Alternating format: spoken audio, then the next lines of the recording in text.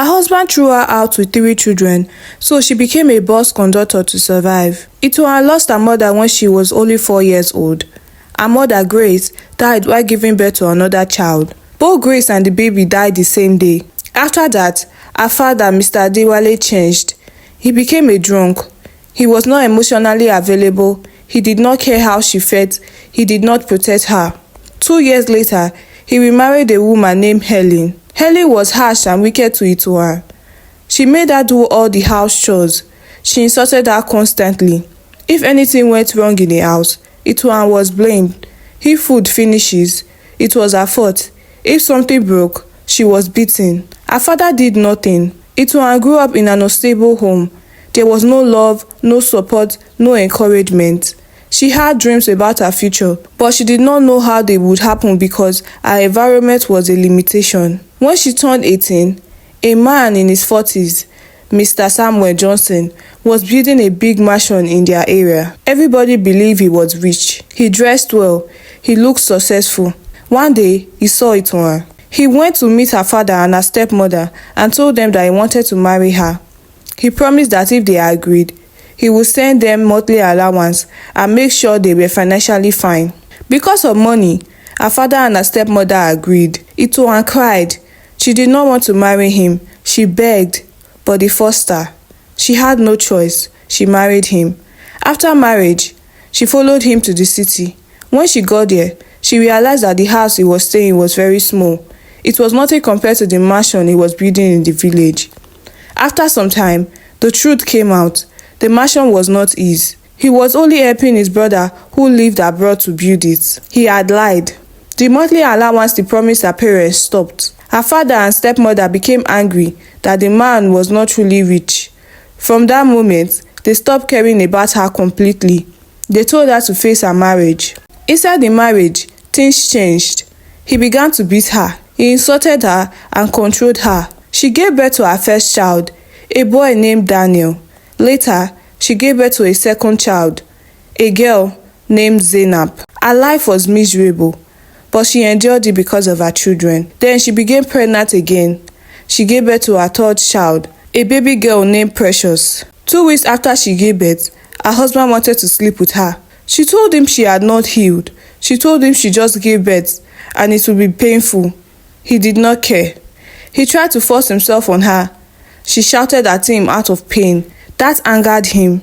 He said, "How dare you shout at me?" That night, he threw her out of the house with her 2 children and her newborn baby. She slept outside that night with her children. The next morning, she carried her children and went to her father's house. Her father rejected her. He said he did not want her abilities. He said she should go back to her husband. He said he did not want her problems. She had no relative, no one to call, no one to help. She walked aimlessly with her children. Eventually, she found an uncompleted building and they stayed there. They were hungry. She started begging around. Some people gave her food. Some gave her money. Some gave her spoiled food that they would not even give their own children. Sometimes, people called her to wash clothes for them. While some paid her, some as well refused not to pay. That was how she survived. One day, heavy rain fell. The rain was too much. The building had no windows, no doors. The wind and cold entered freely. She used her wrapper to block one side, but it was not enough. The cold was too much. She held her newborn tightly. Her other 2 children were shivering beside her. The rain continued for hours. When morning came and the rain stopped, she carried her baby. The baby was not responsive. She ran to the hospital immediately. The doctor checked the baby and told her that the baby was already dead. The cold had killed her child. Itohan screamed. Her children cried. That was the lowest point of her life. After the burial of her baby, Itohan did not speak for days. She stayed inside the uncompleted building, staring at the wall. Daniel and Zainab sat quietly beside her. They were too young to understand everything, but old enough to feel the pain. People around the area pitied her for some days. Some women brought food. Some men gave money. They whispered, "This woman has suffered." But pity does not last forever. After some days, everyone returned to their own lives. Hunger returned. Reality returned. She started begging again. She went from house to house. "Please help me. Some gave her food, some gave her small change. One evening, she felt restless. She left Danny and Zainab inside the uncompleted building and told them not to move. "I will come back," she said. She walked to a nearby bus stop and sat down quietly. She was not thinking about anything, she was just tired. Then she noticed something. A bus stopped. A conductor jumped down and started shouting a route. "Iyanokpaja, Iyanokpaja." Passengers entered quickly. Within minutes, the bus was full. The driver counted money and gave the conductor 500 naira. Another bus came, same thing, another 500. She sat there watching carefully. Her mind started calculating. If one bus gives 500, if someone loads 10 buses, that is 5,000. If 20, 10,000. If 30 buses, 15,000 naira. That was more money that she had seen in months. For the first time since her baby died, her mind was active, not crying, but thinking. An empty bus stopped in front of the park. The conductor was not there. She stood up immediately and walked to the driver. "Let me help you load," she said. The driver looked at her and laughed. You want to do conductor?" "Yes." "Can you shout?" "Yes." He struggled a little, then he said, "Try." She turned and started shouting. Her voice was not loud at first. "Iyanokpaja, Iyanokpaja." Some people ignored her. She shouted louder. Passengers started entering. She did not stop. Within minutes, the bus was full. The driver looked surprised.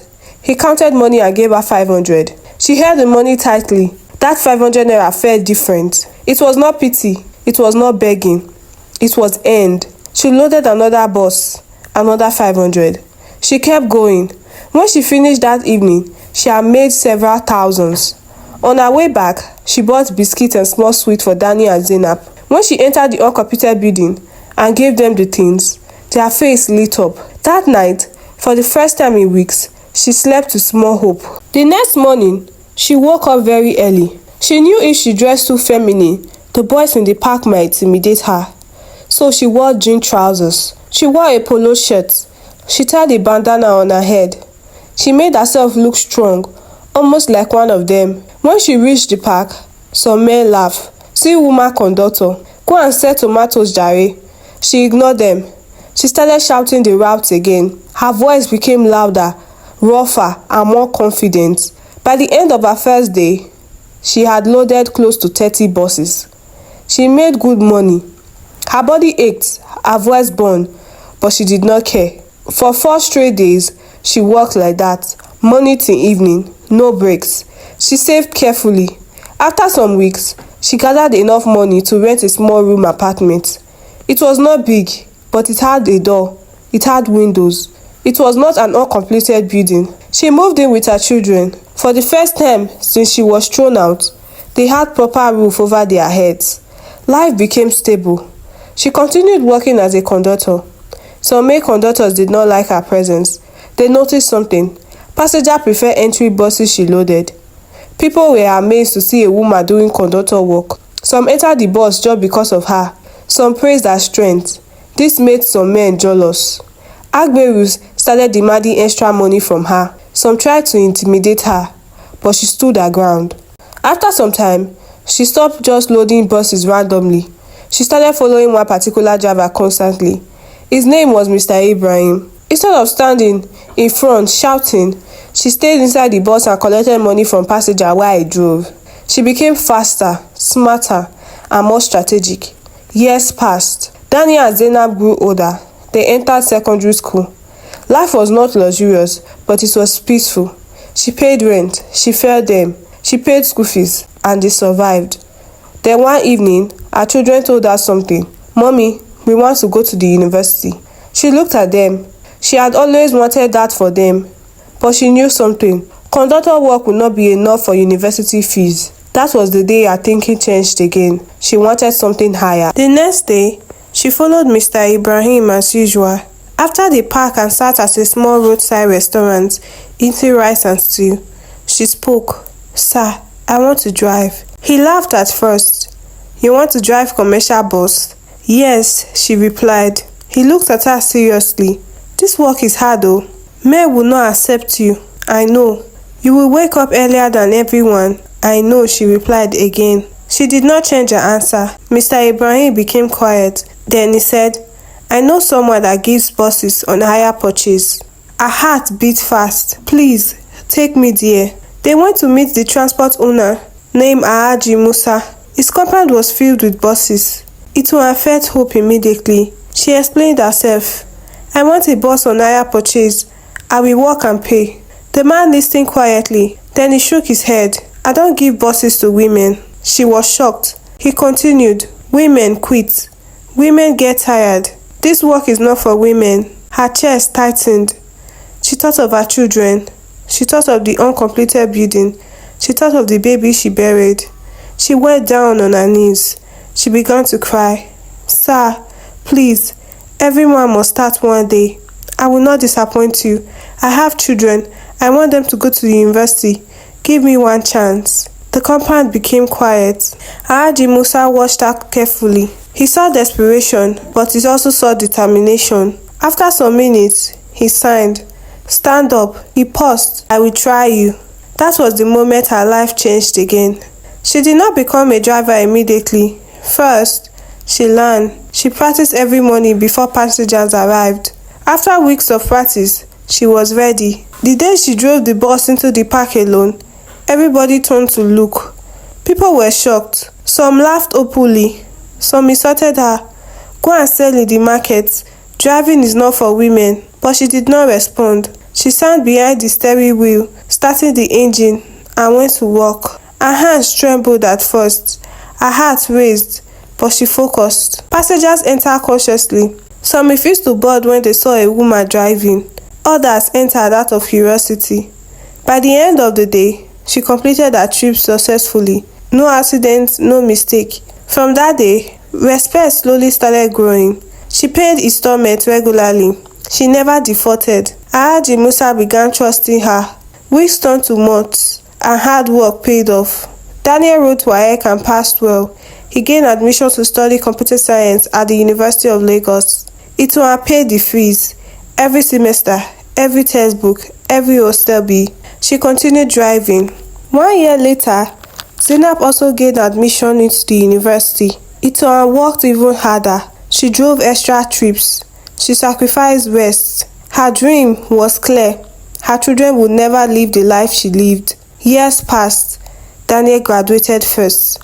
He was brilliant with computers and coding. After graduation, he got a remote job with an international tech company. He began earning good money, working from home. He told his mother, Mommy, stop driving. I can take care of you now. But by that time, she had already finished paying for her bus. She had become stable. Instead of driving herself, she gave the bus to another driver who paid her daily returns. She finally stopped driving. For the first time in many years, she rested. Later, Zainab graduated too. But unlike her brother, she did not get a job immediately. She stayed at home for months without a job. One evening, she told her mother, Mommy, I don't want to sit at home. I want to learn something practical. She decided to learn makeup. At first, it looked small. She went for training. She practiced every day. She did free makeup for her friends just to build pictures. She posted her work online consistently. Slowly, people started noticing her talent. One bride tagged her. One event planner called her. Then small celebrities started booking her. Her name began spreading. Within a few years, Zainab became known in Lagos as Z Glow. She was doing makeup for public figures, influencers, actresses, and high-profile weddings. She opened her own makeup studio. She launched her own makeup brand. She became popular. Now, both children were successful. Daniel in tech, Zainab in beauty. Itohan no longer struggled. They moved from their small apartment to a comfortable house on the island in Lagos. For the first time in her life, Itohan was not fighting to survive. She was resting. Meanwhile, Samuel, the man who threw her out years ago, had remarried. But the second wife was not peaceful. The woman he married was harsh. She disrespected him openly. She shouted at him. Sometimes, she even forced him to wash plates and do chores. Neighbors whispered about how he was being treated badly. Life had turned. The man who once threw a woman out with a newborn was now living in humiliation himself. On Itohan's birthday, Danny and Zainab planned something big. They surprised her with a brand new car. They told her that they had booked a family vacation to the United States. Itohan broke down in tears. She remembered the night she slept outside, the uncompleted building, the rain, the hospital, her baby dying. Now, her children were celebrating her publicly. They recorded the moment and posted it online. The video went viral. People were emotional watching it. Comments flooded everywhere praising the children for honoring their mother. Samuel saw the video. He recognized Itohan, and he knew Danny and Zainab were his children. He decided to go to their house. One morning, there was a knock at their gate. Zainab opened the door. She froze. It was Samuel. "I am your father," he said. All the memories rushed back. That night he threw them out. Her mother crying, sleeping outside, the baby dying in the rain. Her expression changed immediately. "You are not welcome here," she said firmly.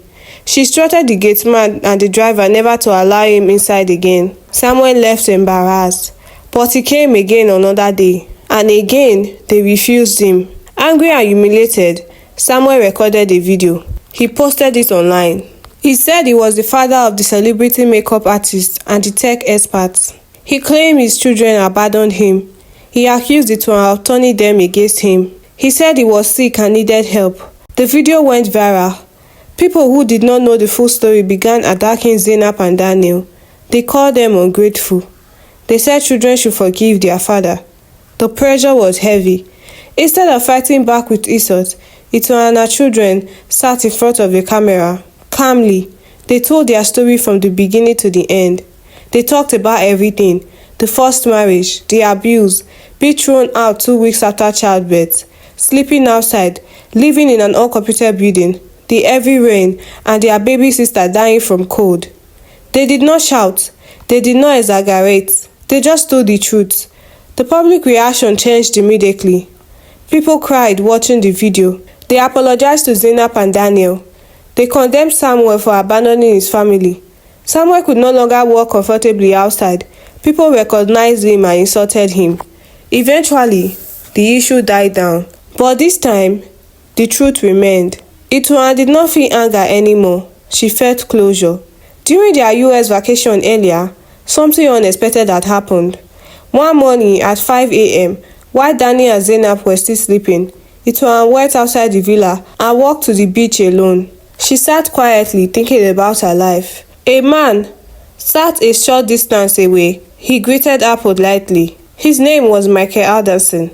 He was in his 50s, a widower with one child. They started talking casually. He did not pity her. He did not try to control her. He listened. They exchanged numbers before she returned to Nigeria. After the vacation, they continued talking. Friendship grew, and months later, Michael came to Nigeria to see her. He met Danny and Zainab, and he proposed. In her late 40s, Itohan said yes, not because she needed saving, but because she finally found peace in love. They got married quietly, and Itohan moved to the United States to live with Michael. Daniel continued his tech career and expanded internationally. Zainab's beauty brand became bigger. The woman who once begged for food, the woman who lost a baby in the rain, the woman who shouted bus routes under the sun, the woman who drove buses in a man's world, finally lived in peace. She was no longer fighting. She was no longer proving anything. She was simply living. And that was the ending she earned.